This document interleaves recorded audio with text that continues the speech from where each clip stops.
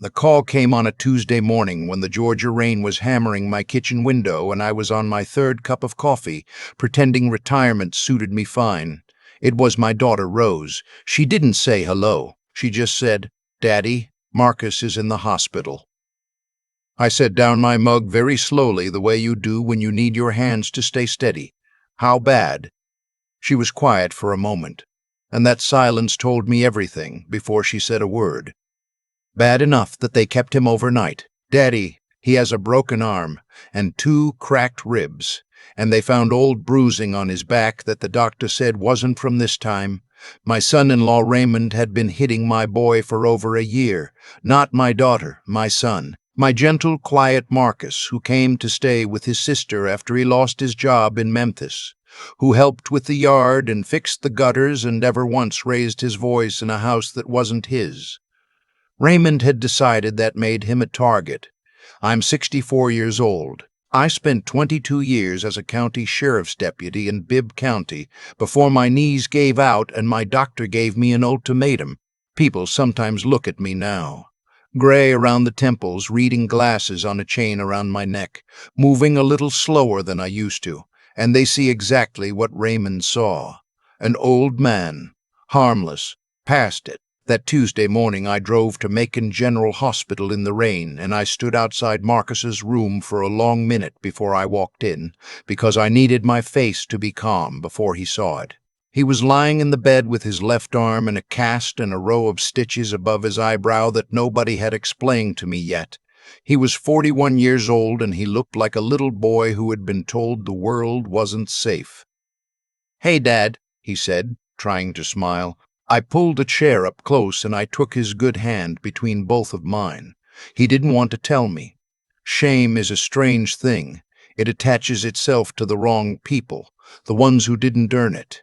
But I sat there in that hospital chair and I waited because I had learned long ago that silence from a patient man feels different than silence from a man who has somewhere else to be.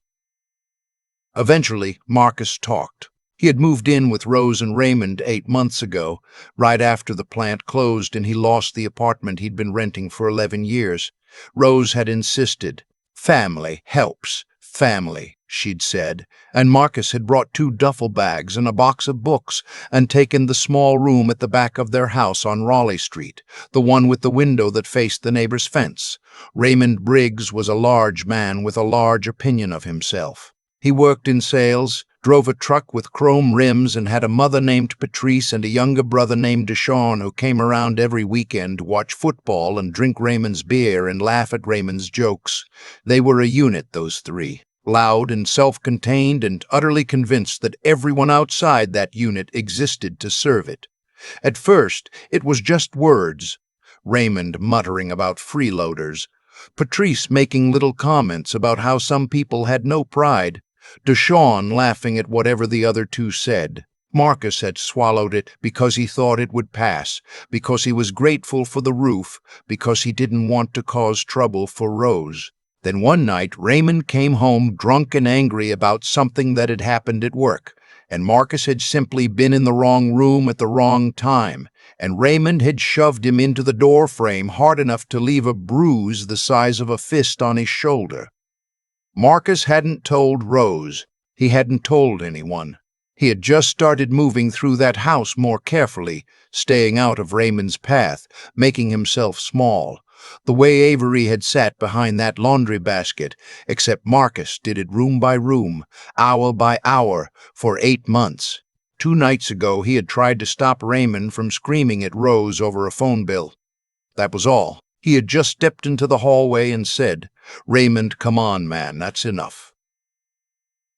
And Raymond had turned around and hit him.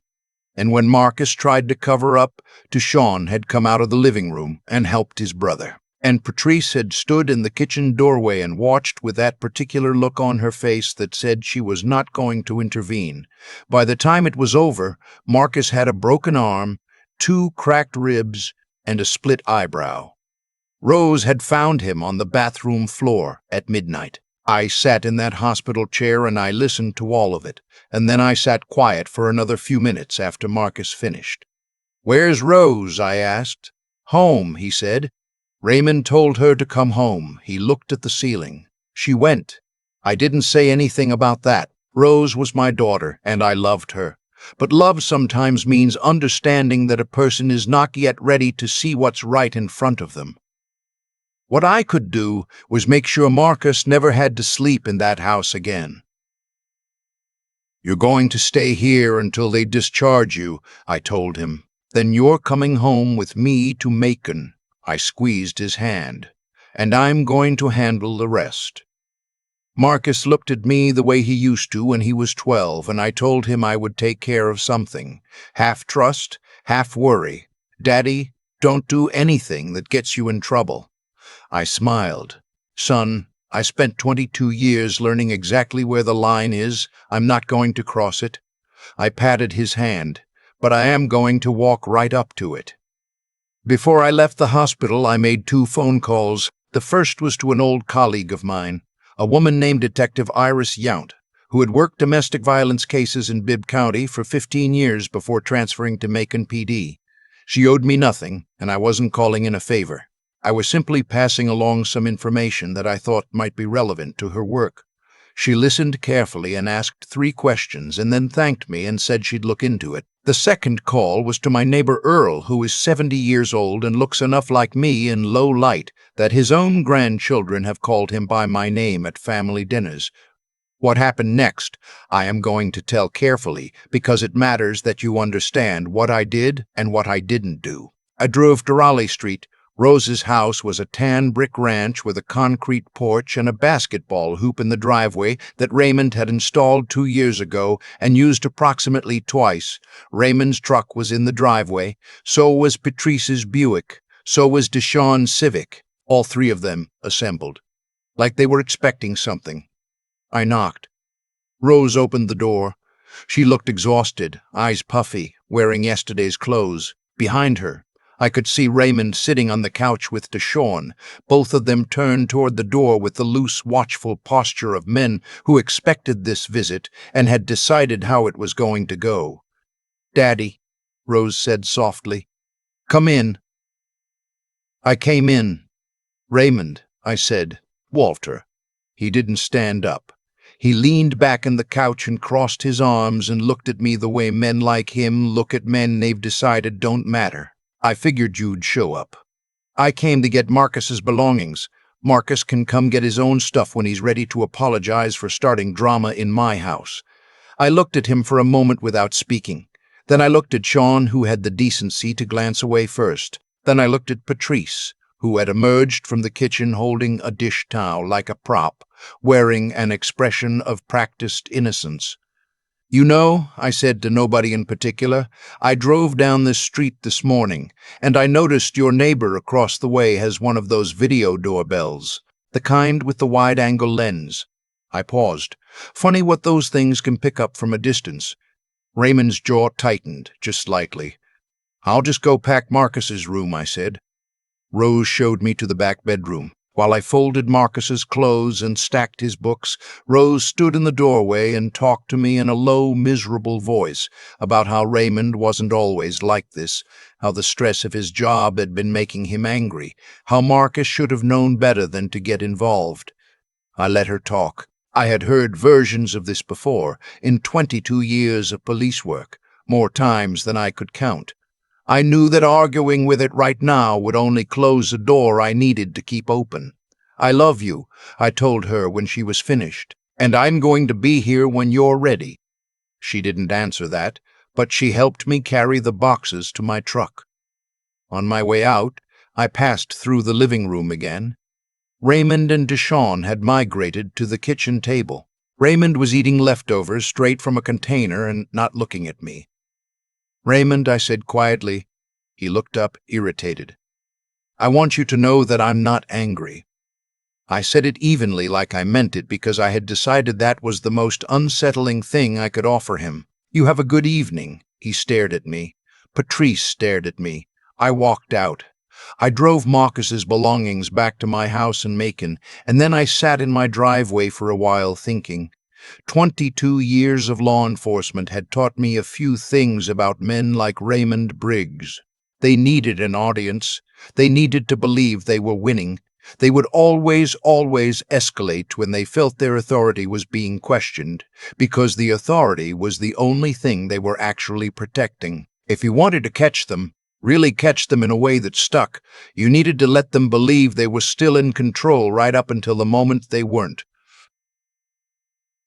The next day, I called Earl. 2 days after that, I drove back to Raleigh Street. This time I called ahead, told Rose I was coming by to drop off a casserole, because that is the kind of thing a 64-year-old man from Macon does. He brings food, and told her I might stay and visit for a little while, if Raymond didn't mind. Rose relayed the message. Raymond, I could tell from the tone of Rose's voice when she called me back, was amused. He shouldn't have been. Earl was in my car when I pulled up, dressed in my old canvas jacket and the Braves cap I wear to yard work, with my spare reading glasses hanging around his neck. He is 2 inches shorter than me, but the same build, same complexion, same slow, deliberate way of moving that comes when you have lived long enough to stop rushing. In the dim late afternoon light through a window or from across a room, we were close enough. Earl had done things like this before in a different context, decades ago. He had been a high school drama teacher for 31 years. He was not nervous. I walked in with the casserole and the conversation started the way these things always start in houses where the tension has been building for weeks. Overly polite, slightly formal, everyone performing normalcy. Rose had made tea. Patrice was there and Deshawn because it was a Saturday and they were always there on Saturdays. Raymond sat at the head of the table like a man holding court, and every so often he would say something just slightly dismissive, something with an edge, and look at me to see if I would react. I did not react. I smiled. I talked about the weather and my garden and my doctor's appointment the previous week, and I watched Raymond become more and more comfortable with his assessment of me. Harmless old man, no threat, couldn't hurt a fly. I watched him stop watching me quite so carefully. When I mentioned that I'd left something in the car and stepped out, nobody paid much attention. What happened over the next 40 minutes? I know partly from what Earl told me afterward and partly from the recording on the small device I had left running on the bookshelf behind a framed photograph of Rose at her college graduation. Raymond, once I left, shifted almost immediately. The performance of politeness he'd maintained while I was sitting there dropped like a coat being shrugged off. He made a comment about me that I won't repeat here, and Patrice laughed, and Deshawn added something, and then Raymond started talking about Marcus in a way that left no ambiguity about what had happened and why and how little Raymond thought of the consequences. Earl sat very still through most of it in my jacket and my cap, looking out the window at the yard, saying little. Raymond barely addressed him. Then Deshawn, emboldened by his brother's mood, leaned across the table toward Earl and said, "You know what your problem is, old man. You raised a son who doesn't know his place. Marcus got exactly what he needed." Earl looked at him slowly. "Say that again," Earl said, in a voice I had coached him on. My voice, or close enough. "Say it one more time." Deshawn blinked. He hadn't expected that. He turned to Raymond with a grin, because confrontation, for men like Deshawn, was entertainment. "I said your boy got what he—" "I'm recording this conversation," Earl said clearly. Every word. The room went quiet in a specific way, the way a room goes quiet when something has shifted and nobody has caught up to it yet. "What?" Raymond said. "The device on the bookshelf," Earl said, pointing. "It's been running since we sat down." What happened next is what I expected to happen, which is why I was standing in the side yard beneath the window that looks into the dining room with my own phone extended, its camera pointed through the screen. Raymond came out of his chair fast and loud and went for the bookshelf, and what he said while he did it, and what Patrice said from the doorway, and what Deshawn said when he grabbed Earl's jacket sleeve, all of it recorded cleanly on a phone with a fresh battery and a clear line of sight, while Raymond's hands were occupied with the shelf and not with being careful about what they were doing. I was back through the front door before Raymond had gotten the device off the shelf. Earl was standing calmly by the table. Rose was in the corner of the kitchen with both hands over her mouth. Raymond turned around and saw me and understood, in that particular nauseating instant, that the thing he had been holding had just collapsed under him. I looked at him for a moment. "Raymond," I said, "there's a detective named Iris Yount who works out of Macon PD. She's going to want to speak with you. I'd suggest you do it willingly because the alternative is worse." I glanced at the device in his hand. "You'll want to give that back." He didn't give it back. He threw it at the wall. That was fine. It was a decoy. The recording was on the phone in my shirt pocket and had been backed up to the cloud approximately 3 minutes earlier. I looked at Rose. She was staring at Raymond with the expression of a woman watching something she had been carefully not looking at for a very long time. The hands that had been over her mouth dropped slowly to her sides. "Rose," I said gently, "come get in the truck." She looked at Raymond once more. He was standing with the broken pieces of the decoy device in his hand, breathing hard, and he was watching her with an expression I recognized, the one that says, "Don't you dare," the one that relies on a person being afraid enough to obey it.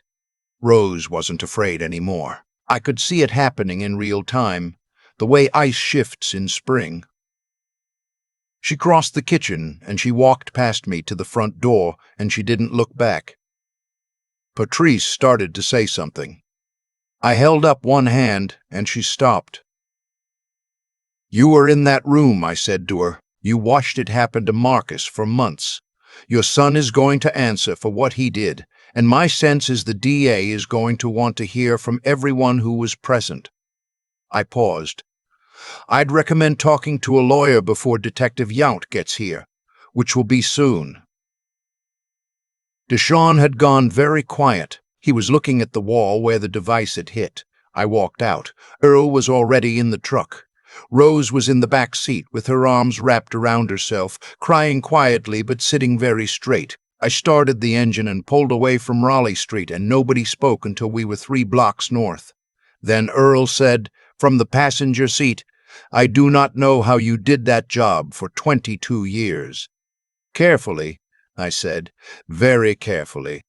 Marcus was at my house when we got there. He came down the porch steps when he saw the truck pull in, moving slowly because of his ribs, and then he saw Rose in the back seat, and he stopped moving entirely. She got out of the truck, and he opened his arms, and she walked into them, and that was the first time I had seen my daughter cry honestly in years, without managing it, without performing around it. I went inside and put on coffee and called Detective Yount to let her know she might be getting a visit that evening. She was.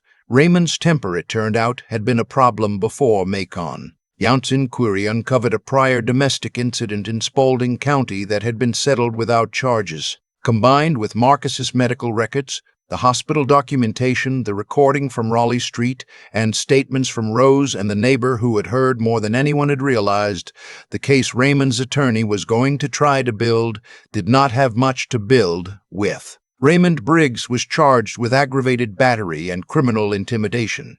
Patrice and Deshawn were not charged but were interviewed extensively, and I will simply say that the experience appeared to have a noticeable effect on their general comportment. Rose filed for divorce 11 days later. She did it from my kitchen table with a cup of coffee and her brother sitting next to her, and she signed every document with a hand that only shook a little, which I thought was remarkably steady, given everything. She and Marcus stayed with me through the rest of the winter. My house, which had been very quiet since their mother passed 4 years ago, was suddenly full of noise again. 2 people cooking and arguing over the television and leaving cups on the counter, and I will tell you honestly that I did not mind it one bit. Marcus's arm healed. He found a job at a logistics company in Macon by March, good pay, and started putting money away with the kind of focus that comes when a person has spent some time being genuinely afraid of what the next month looks like. Rose enrolled in an online program she'd been thinking about for 2 years and hadn't done because Raymond had always had a reason it wasn't the right time. It is the right time now. There is something I want to say before I finish this because I have told it the way it makes a certain kind of sense, and I don't want to leave you with the wrong idea. What I did on Raleigh Street was not heroic. I used training and patience and a good friend and 22 years of knowing how people behave when they believe they are not being watched. I had advantages that most families don't have. I knew the system. I knew how to document things. I knew who to call. Most people don't have that. Most people have only love and desperation, and they make decisions in those conditions that I would never judge because I don't know what it looks like from inside their particular darkness. What I want you to take from this is simpler than a revenge story. The first thing is, pay attention, not to the big dramatic moments. Those are the end of something that started much earlier. Pay attention to when someone you love starts making themselves smaller, starts moving carefully through a room, stops laughing at certain things or around certain people, starts defending someone else's anger with explanations that don't quite hold up. That is when the window is open. That is when a conversation is still possible, that might not be possible later. The second thing is, do not let the person who is afraid convince you there is nothing to be afraid of. Rose told me for months that it was fine, that Raymond was under stress, that Marcus was sensitive, that she had it handled. She believed herself when she said it. The mind is very willing to cooperate in its own protection. That is not weakness. That is just how the human heart works when it is trying to survive inside something it can't yet name. And the third thing is this. Raymond Briggs looked at my son and saw easy prey because Marcus was gentle and grateful and did not want to cause trouble. Raymond looked at me and saw a harmless old man who had come with a casserole. He built an entire strategy on those two assessments. He was wrong about both of us. Age is not the end of your usefulness to the people you love. It is, if you've spent it right, the point at which you have finally stopped being reckless. You have the patience now.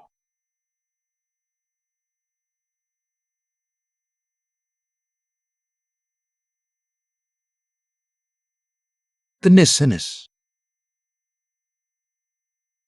The ability to sit in a room and wait and let a man talk himself into the evidence that will hold him, that is something considerably harder to come by. My name is Walter. I am 64 years old and I have 2 children who are sleeping safely tonight. That is everything I was put here to do. If this story made you think of someone in your life who is moving carefully through a room, someone who is making themselves small in a place where they ought to feel at home, please reach out to them today. Not when you have more information, not when you're sure, not when it gets worse. Today. Leave me a comment telling me where you're listening from, and tell me about a time someone stood between you and something you couldn't face alone. I read every word. Thank you for being here. This is Voices of Uncle Walter, and I'll see you in the next story.